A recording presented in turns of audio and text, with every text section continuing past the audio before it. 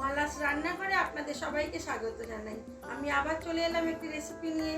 রেসিপিটি দেখুন, দেখে ভালো লাগলে লাইক, শেয়ার, কমেন্ট অবশ্যই করবেন। আর নতুন বন্ধু হয়ে থাকলে একটা সাবস্ক্রাইব করে দেবেন।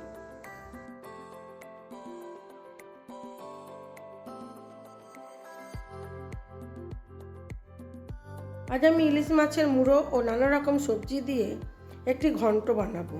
এটি খেতে অসাধারণ লাগে। এটি কিভাবে বানাচ্ছি সেটা দেখাই।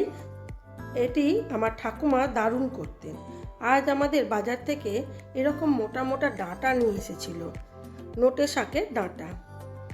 এগুলোকে অনেকে হয়তো কাটোয়া ডাঁটা বলেই মনে হয় চেনে, আমার সেটাই মনে হচ্ছে। এগুলোকে খুব ভালো করে প্রথমে আমি ছাড়িয়ে কেটে নেব। এগুলো না খুব একটা শক্ত হয় না, নরম নরমই হয়, খেতে ভালোই লাগে। যারা একটু শাক ডাঁটা পছন্দ করেন তারা এই ডাঁটাটি নাকি খুবই পছন্দ করেন। এটা খেতে অসাধারণ হয়, একটা ঘন্ট দিয়েই ভাত খাওয়া হয়ে যায়। আজ আমি বানাবো আমার ঠাকুমার মতো করে। ছোটবেলায় দেখেছি প্রতিদিনই আমাদের খাবারের মধ্যে, দুপুরের খাবারের মধ্যে ভাতের সাথে যে কোনো এক প্রকারের চচ্চড়ি বা ঘন্ট থাকতই। সেখানে সজনা ডাঁটাই হোক বা এই ধরনের মোটা ডাঁটাই হোক, বা কুমড়ো শাক বা নোটে শাক, যে কোনো জিনিসের একটা ঘন্ট বা সবজি থাকবেই। এটা প্রথম পাতে খাওয়ার জন্য অসাধারণ লাগে। তো এখন তো আর বড় ফ্যামিলি নেই, আমরা তো এক দুই পদ করতেই হাঁপিয়ে যাই। এখন একার সংসার একা একাই সব করতে হয়। সেই জন্য আজ আমি নানা রকম সবজি দিয়ে আর এই মোটা মোটা ডাঁটা দিয়ে ঠাকুমার মতো করেই সবজিটি রান্না করব। জানেন তো, ছোটোবেলায় আমার ঠাকুমা যখন রান্না করতেন আমি বেশিরভাগ সময় বসে বসে ঠাকুমার রান্না দেখতাম। হাতে করতাম না ঠিকই, তবে সে দিনগুলি বড় মধুর ছিল। সে দিনগুলি তো আর ফিরবে না, কেন ঠাকুমা আর আজ আমাদের সাথে নেই। তো চলুন ডাঁটাগুলো প্রথমে কেটে নেব। কেটে বেছে নিয়ে, এতে আমি শাক দেব না, শুধু ডাঁটাগুলোই দেবো। আর দেবো একটু কুমড়ো, একটু বেগুন, একটু আলু, আর অল্প একটু চিচিঙ্গে পড়েছিল, ওটা দিয়ে দেবো।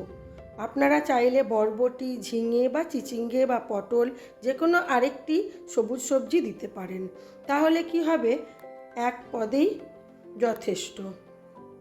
তো আমি সেই ভেবেই এর মধ্যে একটু চিচিঙ্গে দিলাম। আলু, বেগুন, কুমড়ো তো দিতেই হবে, না দিলে মনে হয় এটা ঠিক মতো রান্না হলো না। তো যাই হোক, চলুন, শাকগুলো আমার প্রায় বাছা হয়েই গেছে। ডাঁটাটাকে কেটে নিয়েছি, শাকটাকে বেছে বাদ দিয়ে দিয়েছি। এইবারে বাকি সবজিগুলোও কেটে নেব। নিয়ে আপনাদেরকে দেখাই আমি কিভাবে এই কাটোয়া ডাঁটার চচ্চড়িটি বানাই।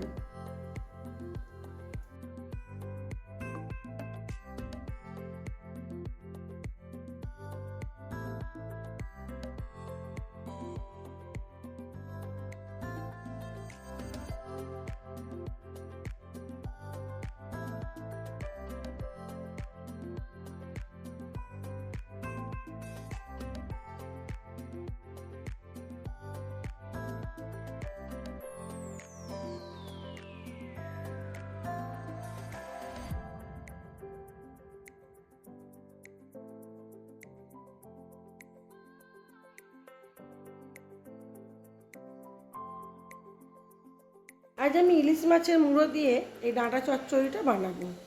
তার জন্য প্রথমে কড়া গরম করে নিয়ে ওর মধ্যে দিয়ে দিলাম পরিমাণ মতো সর্ষের তেল। হ্যাঁ, তবে এটা কিন্তু একটু বেশি তেল দিয়েই করতে হবে, আর সবজির জলেই সবজিগুলো সেদ্ধ হবে। অল্প মাত্রায় একটু আদা আর জিরে বাটার যে জলটা বেরোবে সেইটুকু জলই দেব, কারণ অল্প একটু মশলা ধোয়া জল দিলে তরকারিটি একটু বেশ ঘাটা ঘাটা হবে।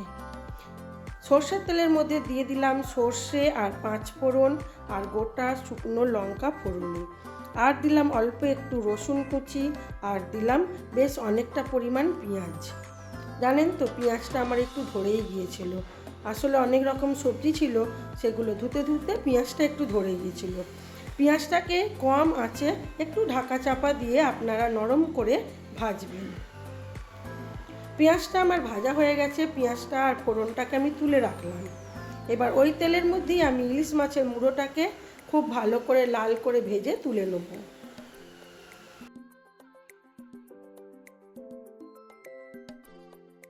মাছের মুড়োটাকে খুব ভালো করে ধুয়ে নিয়েছিলাম। তারপরে ওই তেলের মধ্যেই অল্প একটু নুন আর হলুদ গুঁড়ো দিয়ে মাছের মুড়োগুলো দিয়ে দিলাম। মাছের মুড়োটা কিন্তু ভালো করেই ভাজতে হবে।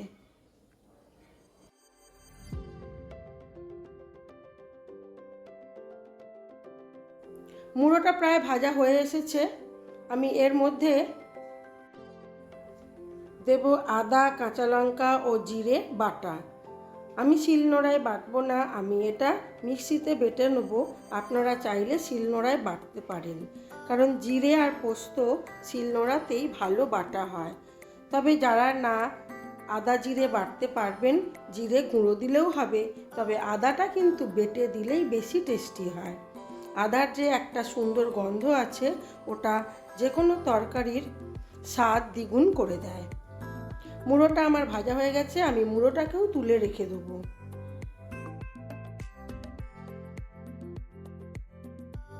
তারপরে ওই অল্প তেলের মধ্যেই দিয়ে দেবো আর অল্প একটু তেল লাস্টে আর বেশি দেওয়ার দরকার হবে না, যেহেতু আমার মশলাটা কষানো হয়ে আছে, মানে পেঁয়াজটা ভাজা হয়ে আছে আর মুড়োটাও ভাজা হয়ে গেছে। এইবারে সবজির জলেই কিন্তু বেশিরভাগ সবজিটা সেদ্ধ হবে। তাও একটু তেল দিয়ে দিলাম, ওই 2-3 চামচ। আপনারা আপনাদের সবজির পরিমাণ অনুযায়ী তেলটা ব্যবহার করবেন, তবে একটু বেশি তেল দিতে হবে, যেহেতু এটা জল কম দেওয়া হবে, তাই তেলটা একটু বেশিই লাগবে। দিয়ে দিলাম প্রথমে চিচিঙ্গেটা হালকা নুন হলুদ দিয়ে নাড়াচাড়া করে নিয়ে, একটু নাড়াচাড়া করার পর দিলাম আলুটাও একটু ভালো করে নাড়াচাড়া করে নেব। তারপরে দিয়ে দেবো কুমড়ো ও বেগুন আর ডাঁটা একসাথেই দিয়ে দেবো। দিয়ে কম আঁচে নুন হলুদ দিয়ে এটাকে ভালো করে কষাতে হবে। ঢাকা চাপা দিয়ে বারবার করে এটাকে কষিয়ে নিতে হবে।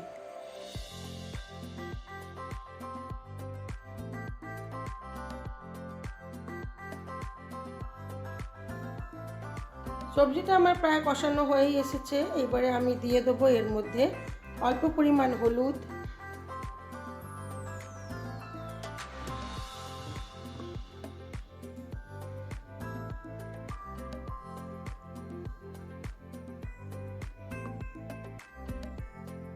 এবারে দিয়ে দেবো কুমড়ো বেগুন আর ডাঁটাগুলো। এটাও একটু কষিয়ে নেব, ঢাকা চাপা দিয়েই করব। সবজিগুলো যদি ঢাকা চাপা দিয়ে না করেন, তাহলে কিন্তু সবজি থেকে জল বেরোবে না, আর তারপরে আপনাকে একটু জল ব্যবহার করতে হবে। আর জল ব্যবহার করলে কিন্তু সবজির বা ঘন্টের স্বাদটা অনেকটাই কমে যাবে।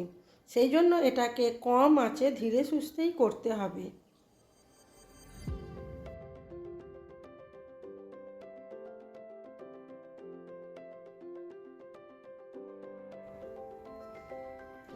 সবজিগুলো থেকে অনেকটাই জল ছেড়েছে। এইবারে আমি এর মধ্যে দিয়ে দেবো একে একে মশলাগুলো। দেবো অল্প একটু লঙ্কার গুঁড়ো, আদা জিরে কাঁচা লঙ্কা বাটা, আর অল্প একটু চিনি আর স্বাদ মতো নুন দিয়ে ঢাকা চাপা দিয়ে এটাকে কষবো।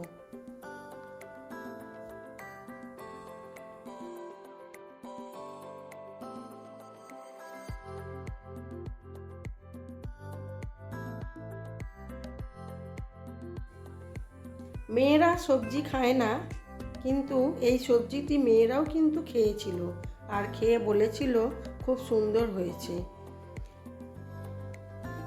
দিয়ে দেবো মশলাগুলো একে একে দিয়ে ঢাকা চাপা দিয়ে ধীরে সুস্থে সবজিটাকে রান্না করতে হবে।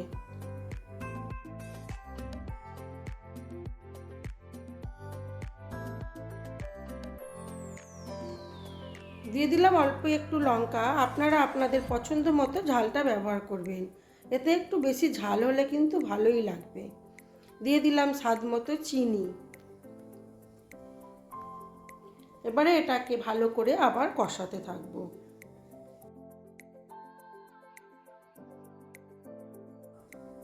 আমার সব সবজিই কিন্তু খুব সুন্দর সেদ্ধ হয়ে গেছে এবং ভালো করে কষানোও হয়েছে।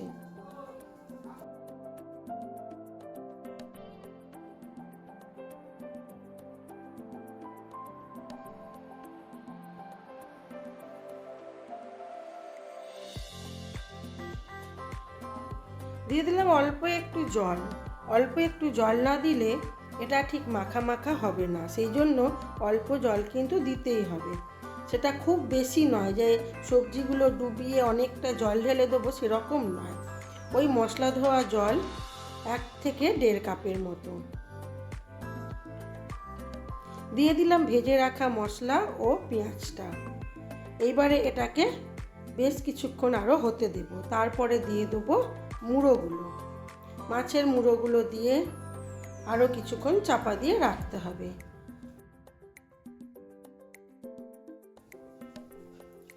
নুন মিষ্টি ঝাল দেখে নিয়ে আমি আর একটু নুন দিয়ে দিলাম। এবারে এটাকে ঢাকা চাপা দিয়ে আরও কিছুক্ষণ হতে দিলেই হয়ে যাবে সব রকম সবজি দিয়ে মাছের মুড়ো দিয়ে একটি ঘন্ট। এটি খেতে কিন্তু দুর্দান্ত হয়েছিল। আপনারা যদি না করে থাকেন অবশ্যই একবার করে খেয়ে দেখবেন, বেশ লাগে খেতে এই সবজিটি। তারপরে দেখাই চলুন আমার আজকের লাঞ্চ মেনুতে কি ছিল। ঠিক এই রকমই হবে, জিনিসটা ঘাঁটা ঘাঁটা হবে, কিন্তু সবজিগুলো একেবারে সব গলে যাবে না, কিন্তু সেদ্ধ হতে হবে। খুব সুন্দর খেতে হয়েছিল। চলুন এইবারে দেখাই আমার আজকের লাঞ্চ মেনুটি কি ছিল।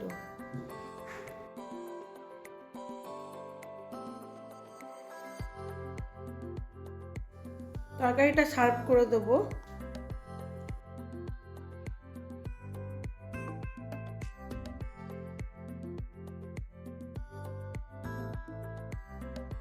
আজকে আমাদের লাঞ্চ মেনুতে ছিল সাদা ভাত, লেবু, কাঁচা লঙ্কা, কাঁকরোল ভাজা, ঘন্ট, আর ছিল ইলিশ মাছের ঝাল, আর ছিল মাছের ডিমের চাটনি, ঝাল ঝাল টক টক মিষ্টি মিষ্টি একটা চাটনি। আজ এইটুকুই। আমার ভিডিওগুলি আপনাদের কেমন লাগলো অবশ্যই জানাবেন। ভিডিওটি ভালো লেগে থাকলে লাইক শেয়ার কমেন্ট করবেন। সবাই ভালো থাকবেন, সুস্থ থাকবেন, নিজেদের খেয়াল রাখবেন।